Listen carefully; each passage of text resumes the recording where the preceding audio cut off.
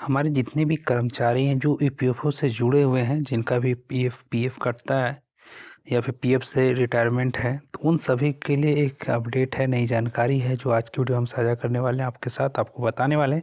तो चलिए पूरी डिटेल आज की वीडियो में जानेंगे, तो चलिए वीडियो के लास्ट तक बने रहें। तो वीडियो को स्टार्ट करते हैं।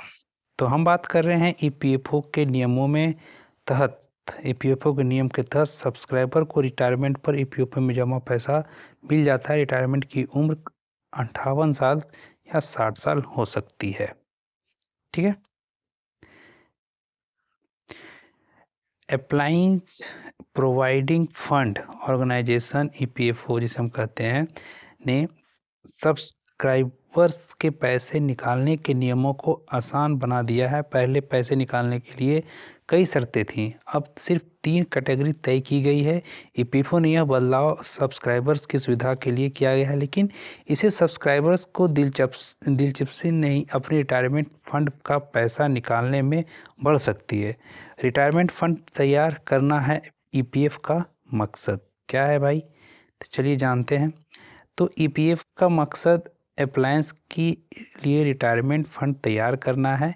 ईपीएफ अप्लायंस का कंट्रीब्यूशन जितने लंबे समय के लिए होता है उसका रिटायरमेंट फंड उतना बड़ा होता है। तो लंबी समय में कंपाउंडिंग की वजह से पैसे तेज़ी से बढ़ता है। इसीलिए सब्सक्राइबर को यह समझने की ज़रूरत है कि भले ही ईपीएफओ ने विड्रॉल के नियम को आसान बना दिया है, लेकिन बहुत ज़रूरी होती है कि उन्हें ईपीएफओ से पैसे निकालने के बारे में भी सोचना चाहिए। ठीक है। अब हम बात कर रहे हैं ईपीएफ के नियमों के तहत सब्सक्राइबर को रिटायरमेंट पर ईपीएफ में जमा पैसा मिल जाता है। रिटायरमेंट की उम्र 58 से 60 साल हो सकती है। कुछ स्थितियों में पहले भी पूरा पैसा निकालने की इजाज़त है।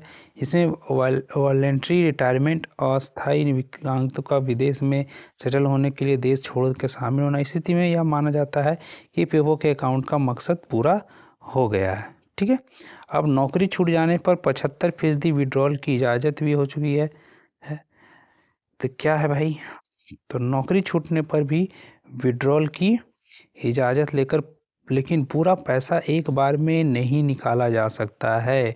नौकरी जाने पर 75% पैसे तुरंत नहीं निकल सकता, बाकी 25% तब निकल सकता है जब व्यक्ति लगातार 12 महीने तक बेरोजगार रहता है। 75% पैसा निकालने की इजाज़त इसीलिए दी गई है ताकि व्यक्ति को नौकरी जाने पर आर्थिक मदद मिल जाए।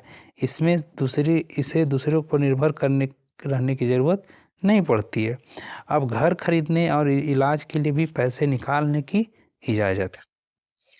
क्या है भाई? तो घर खरीदने या बनवाने के लिए ईपीएफओ से पैसे निकालने जा सकते हैं। 5 साल की नौकरी पूरी होने के बाद सब्सक्राइबर ईपीएफ में जमा 90% तक पैसे निकाल सकते हैं और होम लोन का रीपेमेंट 10 साल की नौकरी के बाद करने की इजाज़त है। घर के मरम्मत के लिए 2 बार ईपीएफ फंड से पैसे निकाल जा सकते हैं। मेडिकल इमरजेंसी की स्थिति में भी पैसे निकाले जा सकते हैं। इसके लिए मिनिमम सर्विस की शर्तें लागू नहीं होती है। सब्सक्राइबर खुद पति पत्नी, माता पिता, बच्चों के इलाज के लिए भी पैसे निकाल सकते हैं। एजुकेशनल और शादी के लिए भी विड्रॉल की इजाज़त दी गई है। एजुकेशनल और शादी के लिए पैसे निकालने के लिए शर्त यह है कि नौकरी 7 साल पूरी होनी चाहिए। इस मकसद के लिए सब्सक्राइबर अपने कंट्रीब्यूशन का 50% पैसे निकाल सकते हैं। रिटायरमेंट से पहले भी विड्रॉल की इजाज़त है। इसके लिए सब्सक्राइबर की उम्र 54 साल होनी चाहिए। सब्सक्राइबर रिटायरमेंट से पहले 1 साल के अंदर भी पैसे निकाल सकते हैं। ऐसी स्थिति में 90% विड्रॉल की इजाज़त है। तो 5 साल की नौकरी पर विड्रॉल लगेगा टैक्स। अगर आप 5 साल के काम करते हो तो नौकरी पर विड्रॉल पर लग सकता है टैक्स।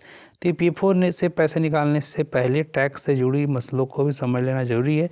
अगर सब्सक्राइबर लगातार 5 साल काम करने के बाद पैसे निकालता है तो उसे टैक्स नहीं चुकाना होगा। अगर नौकरी 5 साल पूरे होने से पहले पैसे निकाला जाता है तो उस टैक्स पर चुकाना होगा। 30,000 रुपये से ज़्यादा विड्रॉल पर टीडीएस लागू हो जाते हैं। पैन के साथ यह डिडक्शन 10% होगा। ठीक है। तो ये जो आप देख रहे हैं, आप भी अगर आप भी सब्सक्राइबर हैं तो सब्सक्राइबर का जो है बेनिफिट आप ले सकते हैं EPFO के तरफ से, ठीक है। तो अगर जानकारी अच्छा लगा हो तो एक लाइक ज़रूर करें, ऐसे ही वीडियो के लिए हमारे चैनल को सब्सक्राइब कर लें। तो फिर मिलते हैं इस तरह की नई जानकारी के साथ, तब तक ले दीजिए इजाज़त। गुड बाय, जय हिंद।